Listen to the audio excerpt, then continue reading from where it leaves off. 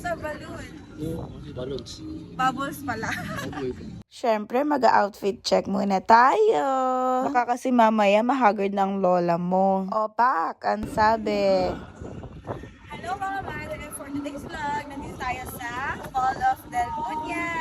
O, diba, napakahangin. Pati yung buhok ko, fina-fly away. Anyway, mag-i-start na kami maglaro. So, dun sa entrance fee, meron kang libreng 3 games. So, meron kaming tig 3 games. Siyempre, bida-bida ako. Ako na ang mauuna. Inuna ko nga nilaro itong catching ducks. So, ang rules mga mare, dapat maka 52 ka, exact 52. Kasi sa bawat ilalim ng ducks is may numbers.